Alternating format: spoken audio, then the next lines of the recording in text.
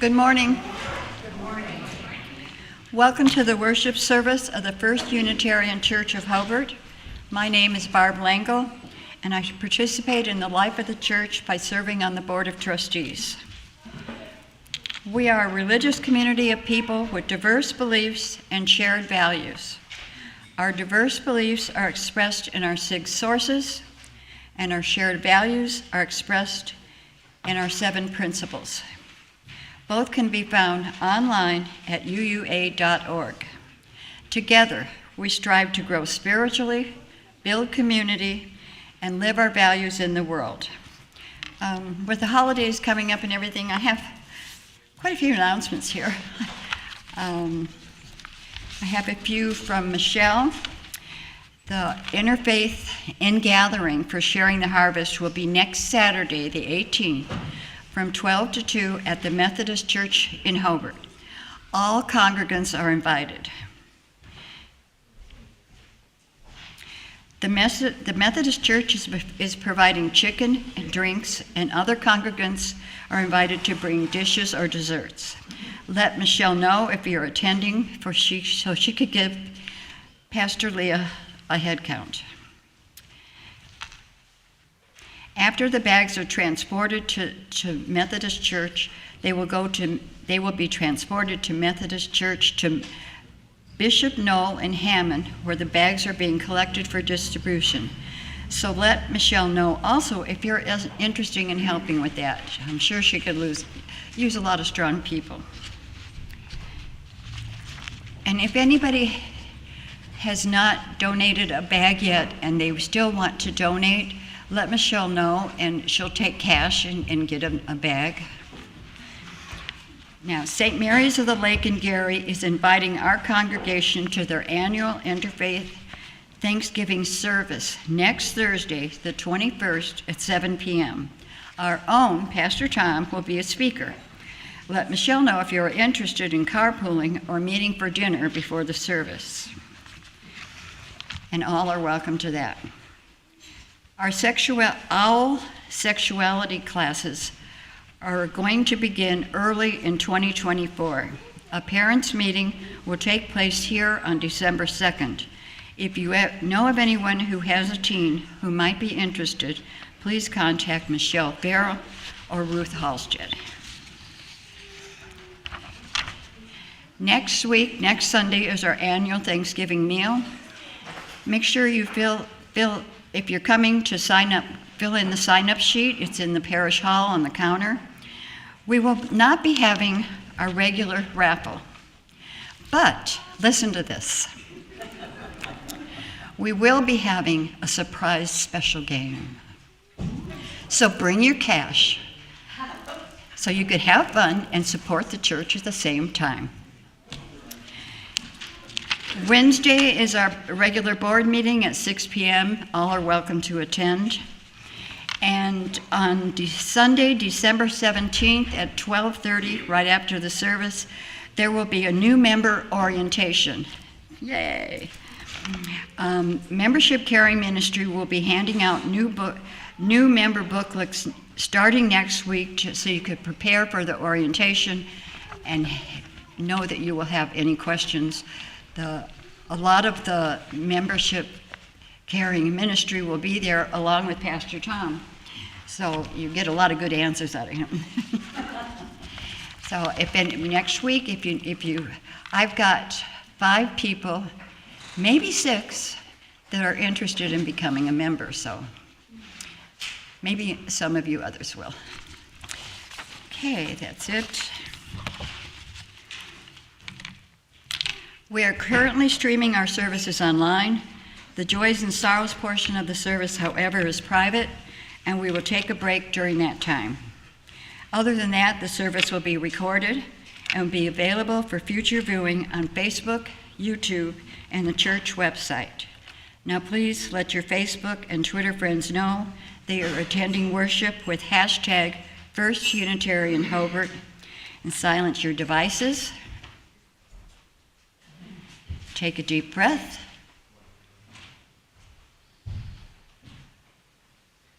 And another. And join us in the spirit of reverence.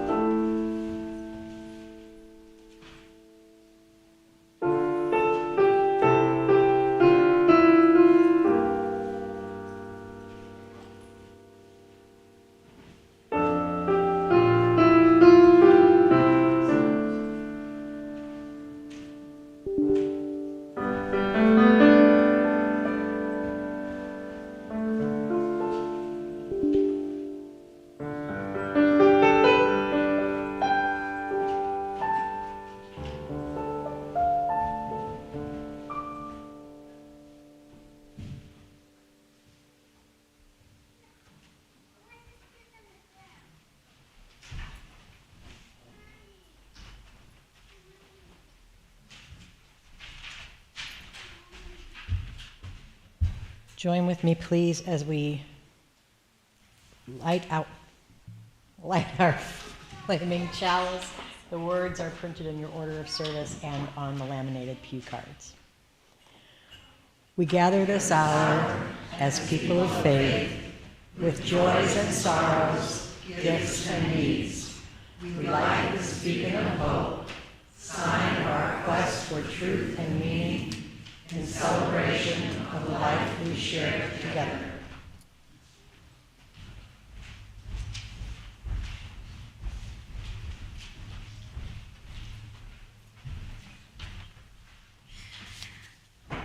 Good morning. Our opening words in this series are found in the back of the hymnal, number 702. Where hate rules, let us bring love. Where sorrow, joy. Let us strive more to comfort others than to be comforted, to understand others than to be understood, to love others more than to be loved. For it is in giving that we receive, and in pardoning that we are pardoned. Now please join me and rise in body and spirit as you are able, and join in singing number 352, Find a Stillness. Stillness.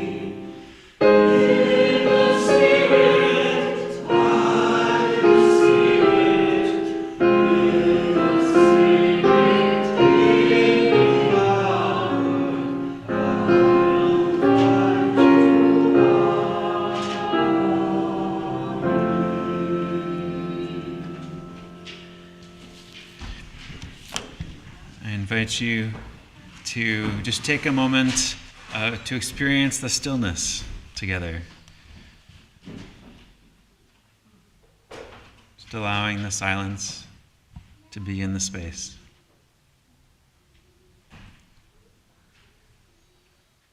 Noticing whatever thoughts arise or don't arise. Sensations or desires.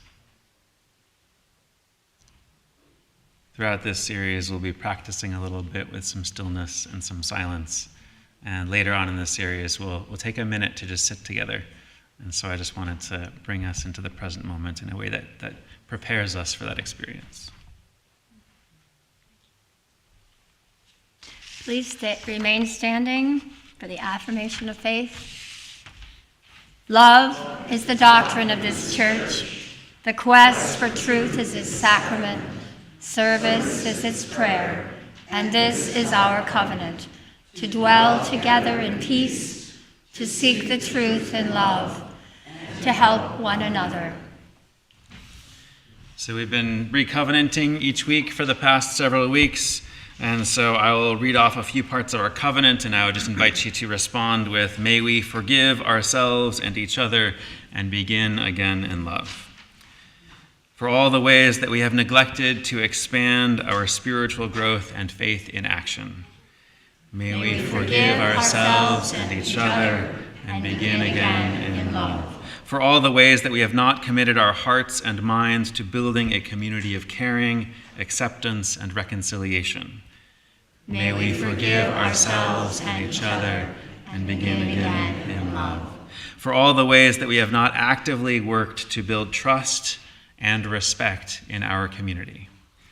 May we forgive ourselves and each other and begin again in love. You may remain standing for greeting our neighbors. We realize everyone cannot attend in person. We extend a special welcome to all who join us virtually, and thank you to our tech team always for making all the magic happen. Live streaming, recording. For those in the sanctuary, please take a moment to greet your neighbors by waving your hands and letting the warmth of your smile fill the space between us. Good morning.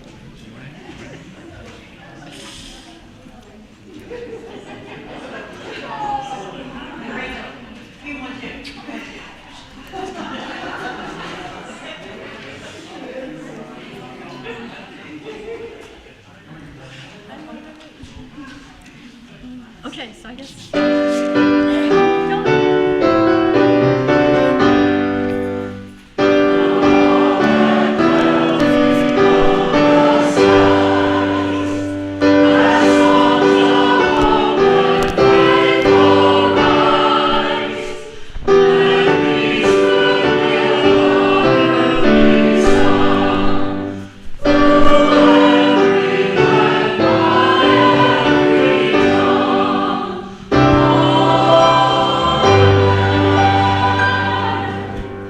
Please be seated.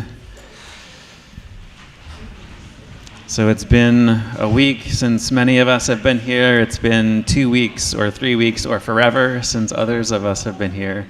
And so you may have had some things going on in your life, in your heart, in your mind, since the last time that you were here, present physically, in spirit, in whatever form.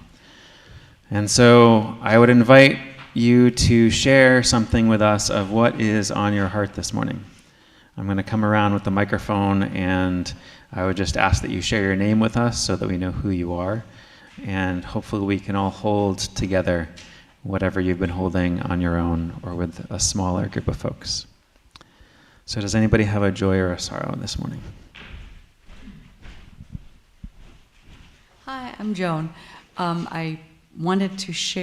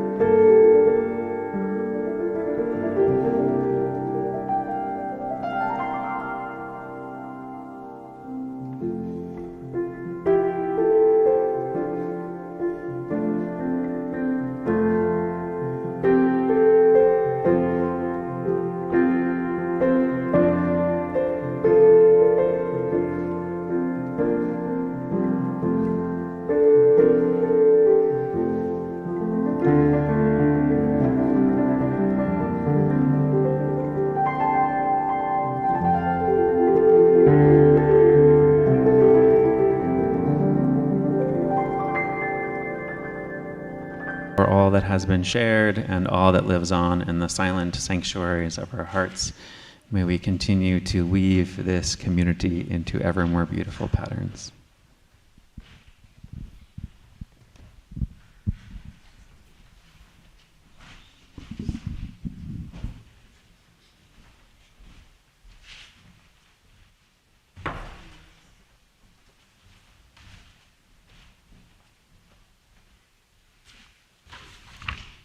The story is A Drop of Honey from Burma and Thailand. Once a king stood on his balcony eating honey on rice cakes with his chief advisor. As they ate, they gazed down on the street below. The king was in good humor that day, and as he laughed, a drop of honey fell from his rice cake onto the railing. "Sire, you have spilled a drop of honey. Do let me wipe it up for you," offered his advisor. "Oh, pay it no mind, my dear," said the king. "It's not our concern. The servants will clean it up later. I do not wish to be disturbed just now." They went on eating and talking as the drop of honey warmed in the sun and began to slowly drip down the rail. At last it fell onto the street below. Attracted by the sweet smell, a fly landed on it and began to eat. "Your Highness," the advisor commented, "the drop of honey has now landed in the street and it's attracting flies. Perhaps we should call someone to clean it." "Pay it no mind," answered the king merrily.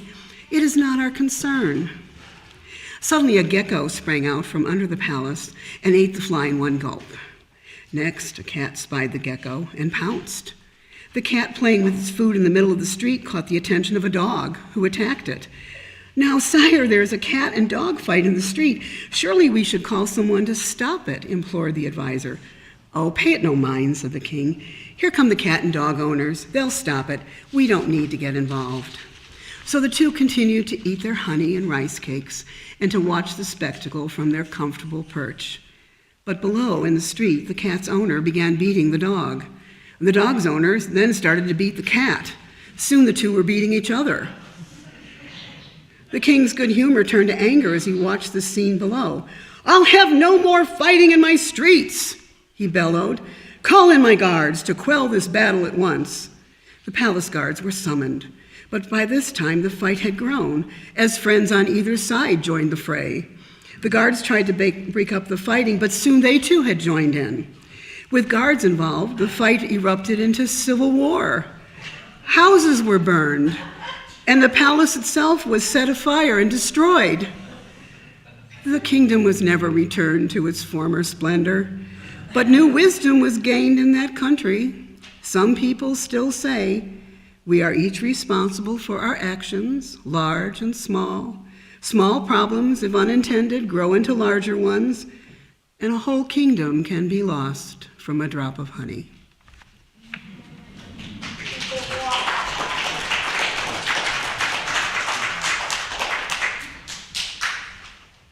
Now please rise in body or spirit for our middle hymn, number 1031 in your teal hymnal.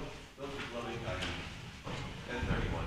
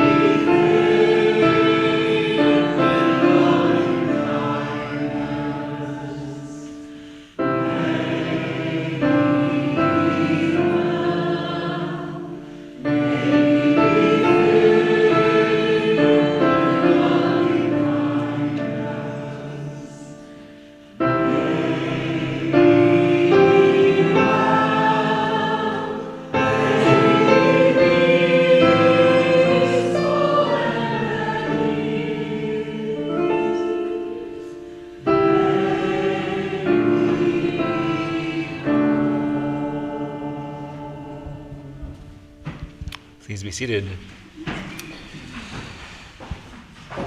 This morning we start a new series on stillness, on pausing, on contemplation. As we enter into this holiday season, perhaps the most important time of year to practice this, because it's a time of great joy for some, great pain for others, a mix of both for many, but it's a lot pressed into a small amount of time. And as we learn of sufferings both near and far, and imagine the stories of sufferings that never reach us, may we not succumb to the temptation to drown it out by looking away, by hardening our hearts, by crafting simple stories in our minds to make it all more simple and understandable than it is. So this week we'll start on this journey that touches on things like consent and boundaries and stillness, and in the words of Ruben Habito, how can we discover that river that runs through all that we have and all that we are? We are dying of thirst, and we so long for that stream. One of the elements of preparing for ministry in a Unitarian Universalist context is there's a variety of different disciplines that we're supposed to learn about, and one of them is human development. And as somebody who has never been a teacher in any official capacity in terms of like in a school or something like that, learning about developmental stages and so forth was a new thing for me to embark upon. And it's one of those weird things if you don't have children to read about developmental stages in kids and just think about, did I do that? What was that? And the only developmental stage experience that I recall for myself was when I was in kindergarten. And there was this really wonderful wooden play set there, and there was this one wooden tree that I really loved. And so I brought it home with me because I really loved it, and so it should go home with me. And I got a talking to by the teacher the next day at school about how I really shouldn't have done that, and it belonged in the kindergarten room. And I couldn't grasp what in the heavens they were talking about. Clearly, this was something that I wanted, and so clearly it should go where it was that I wanted it to go. And ultimately, the reasoning just couldn't come into the same logic that I was trying to use to understand the world. It had to be a new kind of truth, of a different category than what I was completely familiar with. And I had to try to hold this new truth with my own truth and try to weigh them and see how they could talk to each other. My possible reaction to that was I could just collapse and just say, well, this is what the adults want, so that's what we'll do. I could refuse and say, I'm taking the next tree tomorrow and see what you think about it. But as a kindergartner, I collapsed in the face of the intransigence of the adults, which works out fine in the larger society if what they're trying to get you to do is the right thing, but it can be a little bit more problematic if what the larger society is trying to reinforce is other people's suffering. Over the course of human evolution, our survival has often hinged on our ability to act on our impulse of I want. To feel our hunger, to act on it, has been key to our survival. But when it's not mixed with some larger truth, it's also key to our suffering. When we're just focused on the consumerist I wants, it makes so much sense to eat another piece of chocolate or take another drink or grab another cigarette, but there are deeper yearnings than those. And usually, those surface level impulses mean that we never have to feel the deeper yearnings that might be going on underneath. We humans, we have restless hearts. We experience dis-ease, inquietude. We're often in need of strength. This distinction between the wants that we feel as consumers of things, of experiences, and the desires that call forth from deeper within us is a super important distinction to make in any faith context. There's a congregation that I served previously where they were revising their mission statement, and we went through a few stages in the course of that, and one of them we talked about our core values. And the temptation when we talk about our core values is to talk about those things that we believe, that we agree with. But the practice that we explicitly did was not what do we agree or what do we believe, but what do we do? This last week, what actions did you take? And what do the actions tell you about what your core values are? And your bedrock beliefs, those beliefs that we anchor ourselves in, not just the things that we agree with that make sense, but when we're going through a crisis, what beliefs do we come back to that hold us steady? My first 2 years of college, I was at the Evergreen State College, and one of the reasons that I went there was that I could have my own bedroom. The vast majority of the dormitories at Evergreen, everybody has their own bedroom, except for one building, but everybody else has their own bedroom. As an only child who was very accustomed to having his own bedroom, this was very important. One of the downsides of the way that their dormitory was set up was that none of the students were automatically on the meal plan. They all had to choose to be on the meal plan. And so the administration was always wondering, how do we get more kids to buy into the meal plan?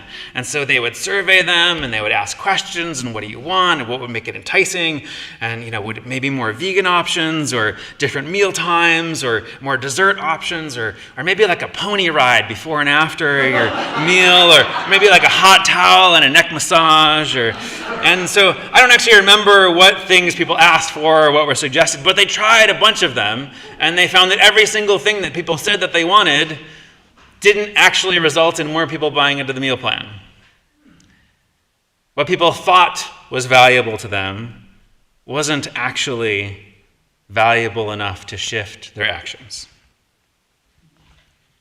In order to truly see what is, we have to truly slow down enough to see it. In the immortal words of Ferris Bueller, life moves pretty fast. If you don't stop and look around once in a while, you could miss it. And this can happen in small ways, it can happen in big ways, particularly with the tragedies that are unfurling on a mass scale. It can feel like the smaller things of a daily spiritual practice aren't worth investing in. But doing both is important. Without the spiritual practice and the action in the world, things start to go off course. There's a concept called the spiral of violence that was developed by Dom Helder Camararo, who was a contemporary of Martin Luther King Jr., who was Archbishop of one of the largest urban areas of Brazil, one of the original liberation theologians. He moved out of the mansion that had been provided for him to live among the poor. He's the one who famously said, "When I give food to the poor, they call me a saint. But when I ask why the poor have no food, they call me a communist." And his spiral of violence model involves three, what he calls violence 1, violence 2, and violence 3. Violence 1 is the fundamental experiences of injustice or lack of social opportunity. So discrimination or unemployment, or military occupation, those sorts of things. And then violence 2 is a reaction to violence 1. Violence 2 can be turned inward through addiction, eating disorders, depression, turned outward through anything from taking it out on loved ones or neighbors or coworkers to riots, guerrilla warfare. And just because violence 2 comes out of violence 1 doesn't make it okay. It doesn't justify it. But it does make it inevitable. It does make it inevitable. And then there's the next stage of the spiral. Violence 3, which involves using police or military power to address violence 2.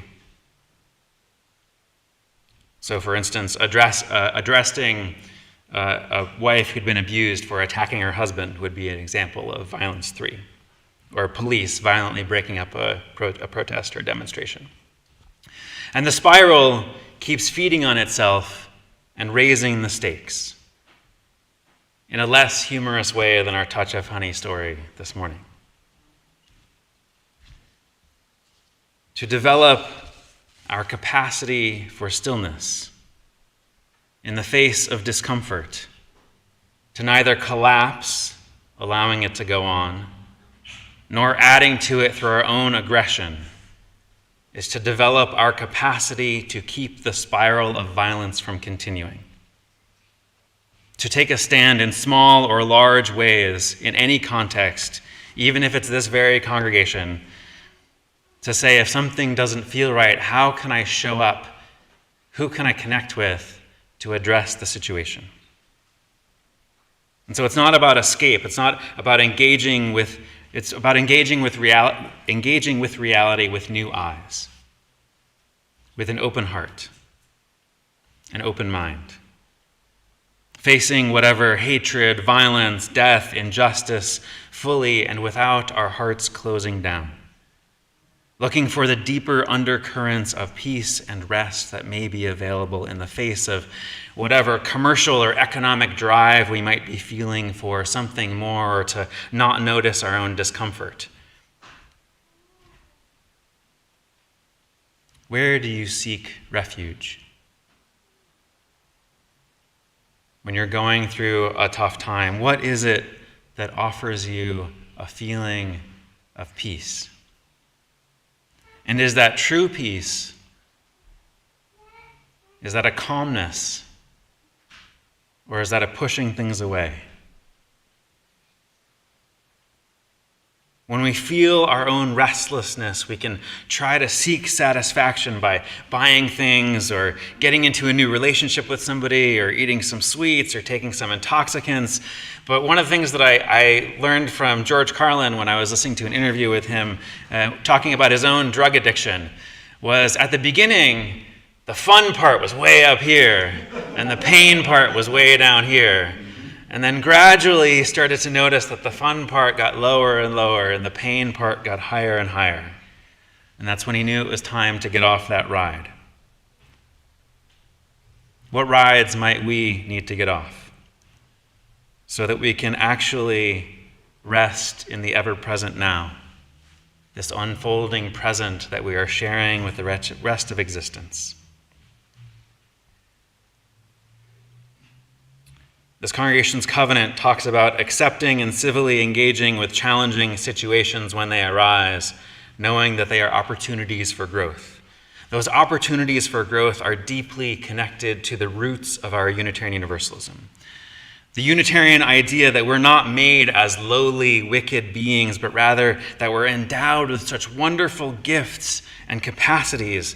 How can we hear that cosmic affirmation that we are accepted just as we are, freed to participate in the fullness of being just as we are, and to see and accept the limitations of others just as they are, beyond all our idealizations and expectations, getting to know our own true self and what we're a stand for and what our actual boundaries are. And the universalist revelation that punishment is not how all this creation, world, universe was set up. That there's a love greater than our and longer lasting than our temporary experiences that underlies it all. And taken together, this Unitarian idea, this Universalist idea, telling us that we are a people who have been endowed with such wonderful capacities and possibilities, are called to be an extension of that larger love that underlies all. To, in the words of a relatively recent Unitarian Universalist slogan, to love the hell out of this world. Letting go of our imagined selves. Maybe for you, it's the one who's up for anything, the infinitely patient, the always happy one who never rocks the boat. Or maybe it's for you, the one who's always right or is never listened to by others, or who can't get it right, is always wrong. In the words of Ruben Habito, fear not letting go of these idealizations, conventional securities, identifications of self, and instead just stay there and trust that you are accepted as you are, And in that place of trust, we are now able to go deeper. And how do we go deeper? Be still. Allow the stillness to reverberate through your being. In the words of Psalm 46, even when the earth is in upheaval, when mountains are carried out into the sea, when the sun's waters roar and foam, and the mountains quake and tremble with the waters flowing, you are with us, our defense, our silent center. In the midst of it all, where can you feel that sense of your silent center? When there is major strife, violence, we risk adding fuel to the fire that ends up burning us all. When we are comfortable and things are going well, we can still feel a restlessness. But in either instance, there is a thirst within us for a greater love, a fuller wholeness. And for centuries, Unitarian Universalists have understood that within us, to be a sign of a truth about the universe, is that we humans are a piece of the cosmic order. The cosmic order that yearns for that greater love, that seeks that fuller wholeness. In Habito's words, our hankering for power and possessions, for knowledge and spiritual insight, for thrills and pleasures, can be seen as symptomatic of that deepest longing in our hearts for something infinite that can be satisfied by nothing less than the realization of the infinite self. It is no other than a deep-seated longing in our hearts for infinite being, unrestricted consciousness, unmitigated bliss. But in the end, just talking about it is not sufficient. We can talk all day, all month, all our lives. We can recite our thoughts to each other. But in the end, without an active practice of stillness, of listening, of paying attention, we'll be so distracted by the actions of our minds and hearts, by the doings of others, that we'll miss out on the deeper, more subtle truths of our existence. There are so many pleasures to have in this life, some with others, some by ourselves, some by consuming great art, some by connecting with nature. But the greatest bliss that I've ever felt was not watching a movie or reading a book or having wonderful time with a friend or romantic partner. The satisfaction of each of those can be beautiful or profound, but there's a different sort. Finding this place of peace on an autumn morning at a meditation retreat, of stepping out onto the walking path and feeling all the world shimmering about me. That sort of place of peace isn't one that pacifies us. It doesn't make everything seem rosy and joyous. It's a place from which free action becomes more available than ever, in which we can feel in our bones the kinship of all beings and taking a stand for that. We can feel the compassion for all arising naturally from our own being, feeling the joy in existence brimming from within us, feeling a sense of equanimity that makes possible any actions that we might take from a grounded, rooted, connected place. In short, saying yes to turning the spiral in the other direction, minding every drop of honey, and also ready to take whatever action is necessary along the way, even when it's progressed past the drop of honey phase, to stem the tide of violence and turn it in another direction. And so my invitation to you over this coming week is to try out 1 minute a day of stillness and see what you discover. We'll be practicing a little bit after our closing hymn this morning as well, but just 1 minute a day. Notice however restless it makes you, however crazy it makes you on the inside, whatever peace you find, so that we can learn, so that we can practice together that where hate rules, we can bring love. Where sorrow, joy. So that we can actually be capable, feel our capability of bringing comfort even when we are not feeling comforted. understanding others even when we are feeling misunderstood, finding a stillness that can carry us into a truer harmony than we have ever known before, being filled with the loving kindness that brings peace and ease and wholeness, and finding that tranquility to bring new songs and new sounds, which brings hatred to an end. May that ever be so.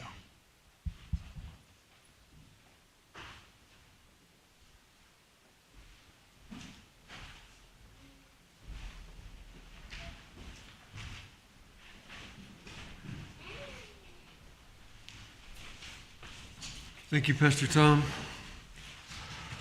Now is the time in our service where we give to remind ourselves of how many gifts we have to offer.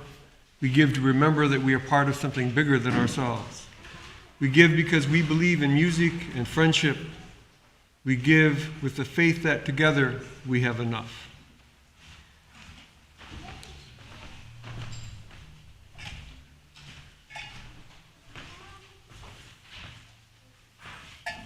In this community, we have two collections.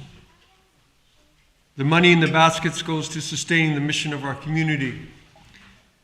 The money in the cups goes to a charity that is chosen by the Faith in Action Committee every month.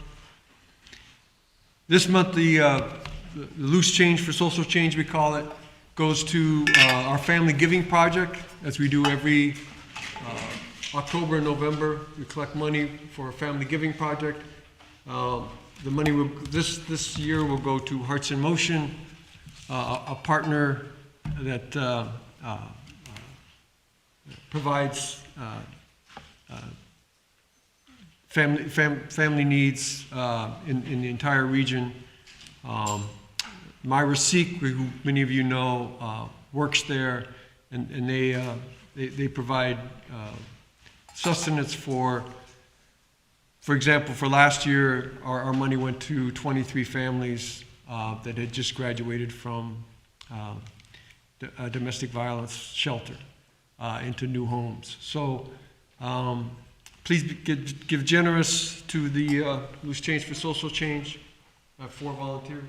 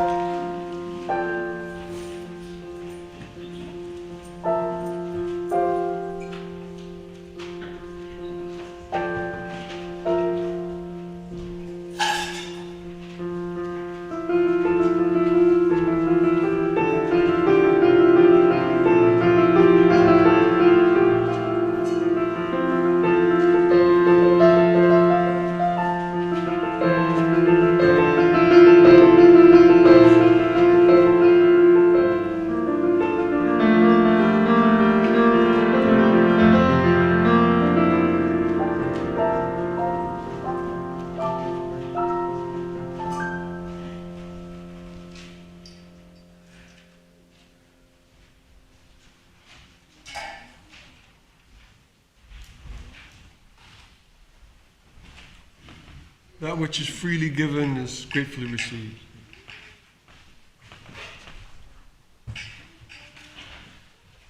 I invite you to rise in body or spirit and join in singing our closing hymn, number 83. And after that, we will sit down and take a minute of silence together. So think of this hymn as a preparation for that silence.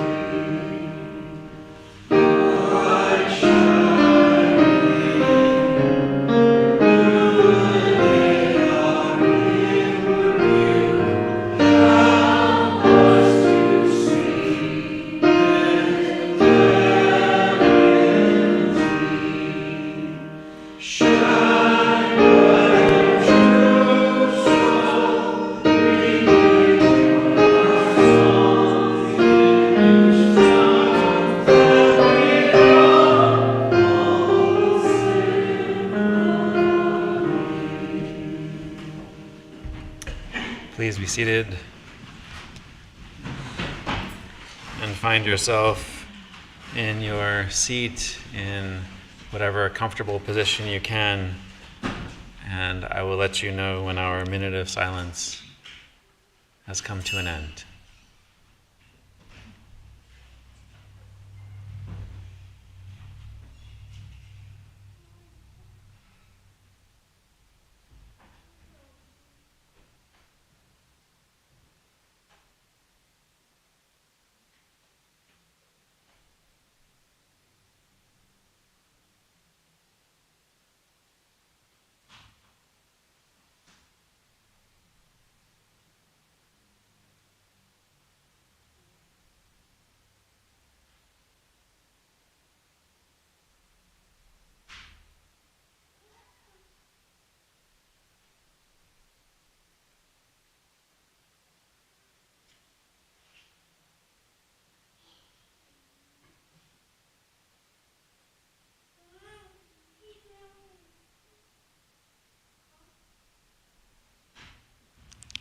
Thank you all for sharing a moment together.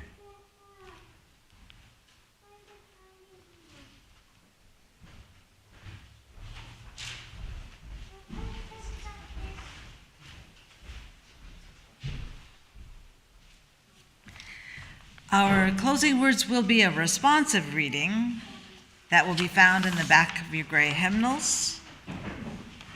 It'll be 597, and it's from the Dhammapada, and it's love versus hate, and you will read the italicized portion. Never does hatred cease by hating in return. Only through love can hatred come to an end. Victory breeds hatred. The conquered dwell in sorrow and resentment. They who give up all thought of victory or defeat may be calm and live happily at peace. Let us overcome violence by gentleness. Let us overcome evil by good. Let us overcome the miserly by liberality. Let us overcome the liar by truth.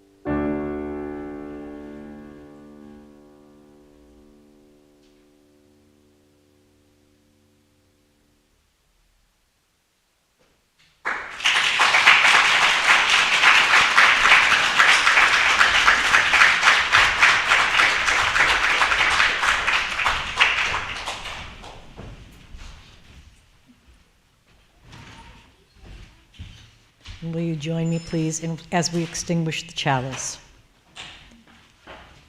We extinguish this flame, but not the light of truth, the warmth of community, or the fire of commitment. These we carry in our hearts until we are together again. Please join us in the parish hall for snacks and conversation, and also in 15 minutes, so at 20 after, we'll be gathering for conversation about the worship service this morning. Just bring a chair in so that we'll have seating for everybody.